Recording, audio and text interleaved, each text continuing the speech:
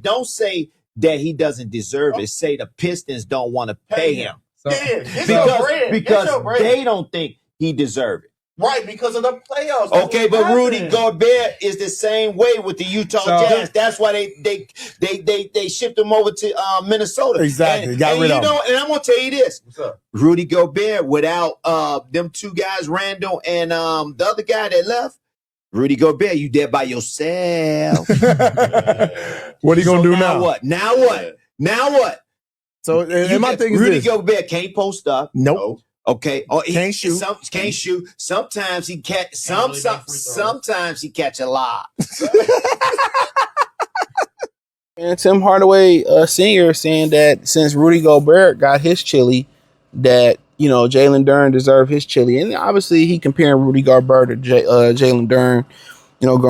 Gobert, like it or not, I believe he's like a 3-time, 4-time NBA Defensive Player of the Year. Even though we seen Siler Gain, I think he's an MMA fighter. Hit the step back jumper in his face, but and people saying, well, Gobert got his chili. I mean, 3-time NBA All-Star, All-NBA second team in 2017, All-NBA third team in 2019 through 2021, 4-time Defensive Player of the Year, 2018, 19, 21, 24, 8-time All-Defensive First Team from 2017 to 2022, 2024, 2026, which is this past season, All-Defensive Team Second Team in 2025, Rebound Leader in 2022, NBA Block Leader in 2017, French Player of the Year in 2019.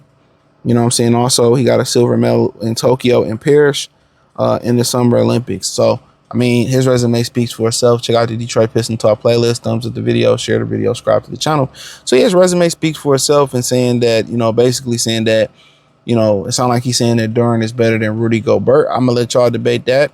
But in general, Duren numbers were better last year. He gave you a 19-piece, 10 rebounds a game. Now, is he the defensive player that Gobert is? No. Can he be a better player? Is he better offensively than Gobert? The ceiling's pretty low for that. Defensively, he's nowhere near Rudy Gobert. But, I mean, just saying because, Utah or Minnesota, I forget which one paid him, but Minnesota took the contract. Saying that is a reason why the Pistons should give him, $50 million a year or $287 million, and saying, well, Gobert, they just don't want to pay him. And it's just like, and that's from a player's perspective. Like, I earned it, All-NBA third team. I earned it, 19 and 10 NBA All-Star. NBA All-Star this year. But in general, I mean, I'm not here to say what, Gobert is or isn't worth, or what Duren is or isn't worth. I'm not a basketball contract appraiser, but personally, man, I see why you would justify saying that with Duren is because of his upside. You're going that type of size, speed, athletic ability, toughness, grit. And then you see, his ability to put the ball on the floor, pass. You see where he can potentially, be able to knock down a shot or two in the mid-range. And you see the potential. But, I mean, they seen the potential in Andre Drummond, and it didn't work. It never came to, to really be much. So, I mean, honestly, if it was up to me, you would love to keep him at the price point. And, and that's why the Pistons just going to ride it out.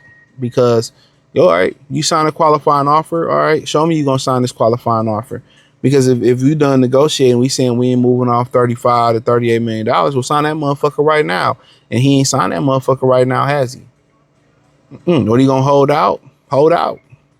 Sign it or don't sign it, But me personally, I look at it as, I mean, you can go out there and get some upgrades at that position if you're willing to make a deal.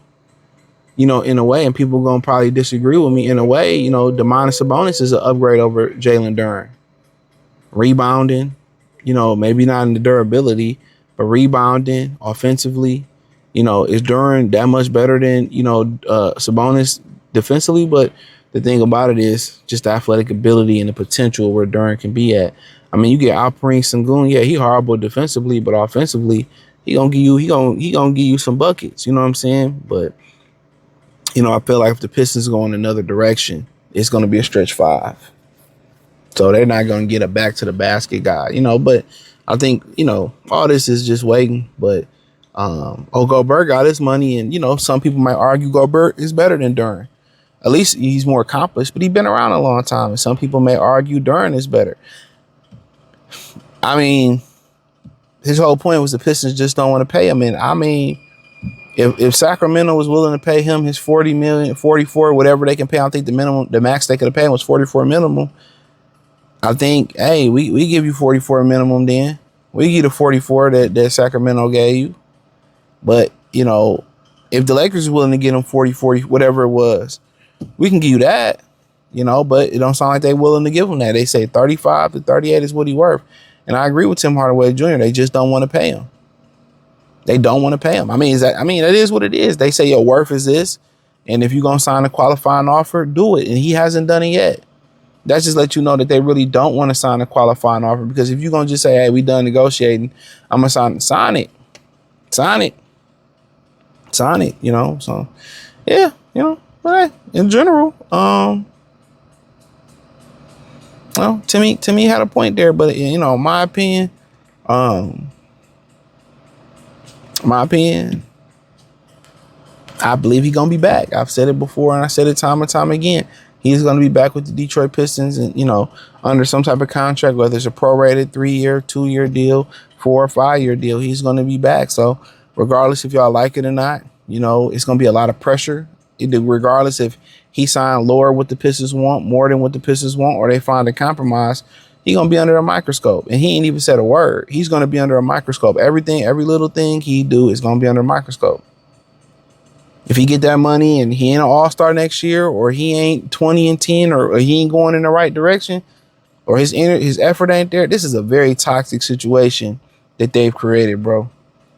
This is a situation that's either going to make him or break him. They created a very disasterful situation for him, man. Real talk. They created a situation where you got to ask yourself, can he win this situation? He'd have to come out there and give you about 24, 23 points a game, 13 rebounds.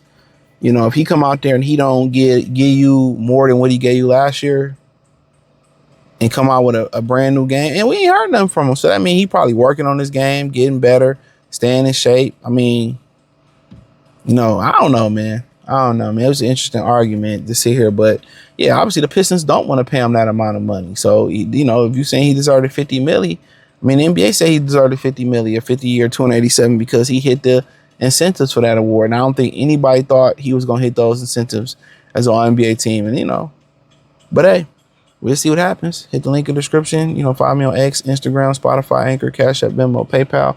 Check out Detroit Pistons Talk playlist for more videos like this. Appreciate the love, support. Peace.